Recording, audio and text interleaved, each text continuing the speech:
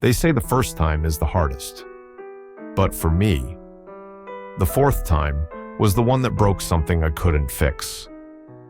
She sat across from me at the kitchen table, calm, almost bored. I had the evidence in my hand, again.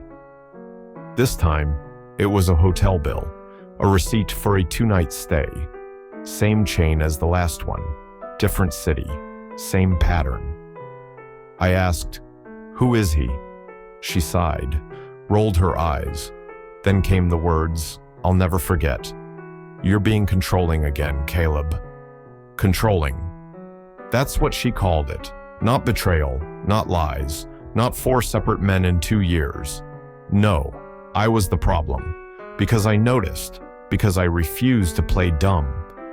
That night, I sat in my car for hours, the hotel receipt crumpled in my fist. And I realized something. She didn't feel guilty. She felt inconvenienced. After every betrayal, she spun a new narrative. The first time, it was just emotional. We never did anything. The second, you were distant. I felt alone. The third, it was a mistake. I was drunk. You're making it a bigger deal than it is. But the fourth, that was when she flipped the script entirely. You're paranoid. You track everything I do. No woman can live like this.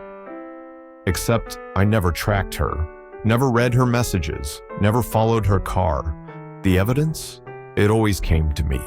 By accident, by luck, or sometimes from the people she cheated with. I wasn't looking to catch her. I was looking for a reason to keep believing her. But she turned it all around. Gaslighting 101. Make the one telling the truth feel like they're insane. And the worst part? It worked for a while.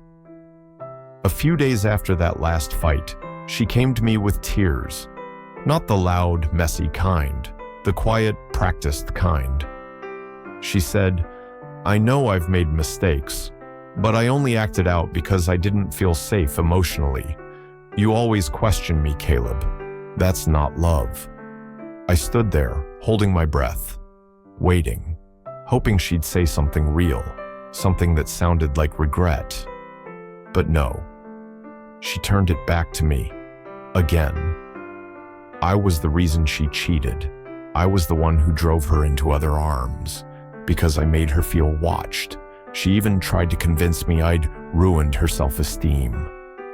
It was surreal, like watching a magician pull a rabbit out of a hat, except the trick was always guilt, and I was always the one left clapping, trying to believe it.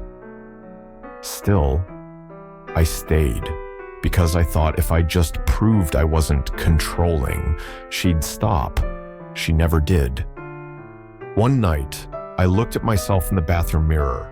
Really looked, eyes sunken, shoulders tense. I didn't recognize the man staring back.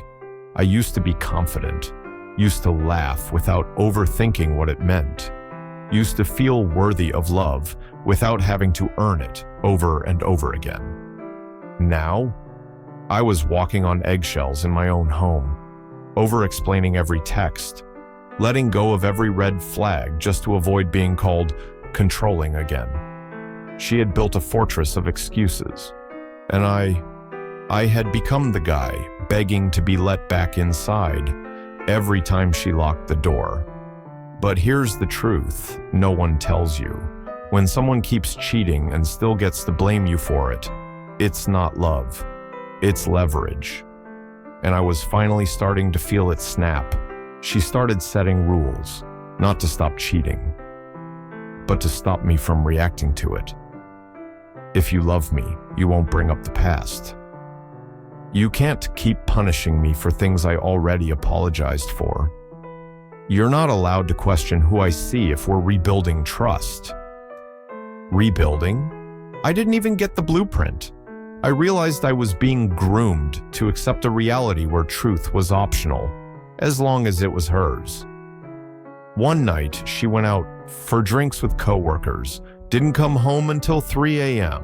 No texts, no calls, no explanations. When I asked if she was okay, she said, You're suffocating me."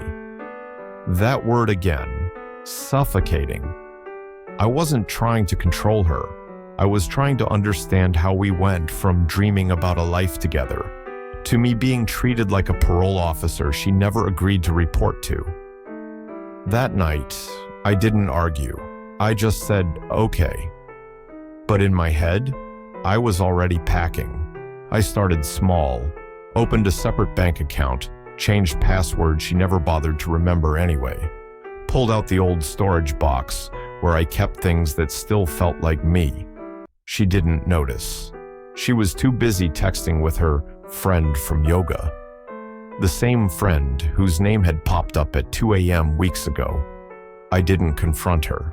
Not this time. Instead, I smiled more, agreed with her more, nodded when she said she needed space to grow. She thought she was winning. But I was done fighting for a place in someone's life who left the door open for everyone but me. And when the moment came, when I finally stood by the door with my bag in hand, she said, "Wait, you're leaving?" And for once, I didn't answer her question. I just walked away. The silence after leaving was louder than I expected. No more slammed doors. No more passive-aggressive sighs from across the couch. No more trying to decode her mood before I even said good morning. Just stillness. At first, it was unsettling, like the static in a car radio after the music stops. But soon, I started sleeping through the night. I started laughing at things again, not because life was suddenly perfect, but because I wasn't being punished for existing anymore. She called a few times, left one message. "You think you're better now? Like you didn't do anything wrong?" I didn't respond, because no, I wasn't better, not yet. But I was free. And that was the start.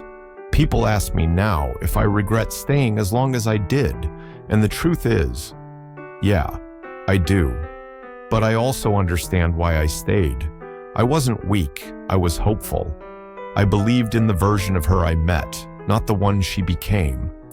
And I thought if I just loved harder, tried more, bent further, I could bring that version back. But some people don't return to who they were, because that version was never real. And me, I wasn't controlling. I was aware.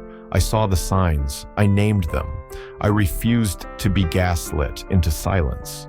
That's not control. That's survival. So now, when someone calls me too intense or too guarded, I don't shrink. I remember what it cost me to stop listening to myself, and I never want to pay that price again.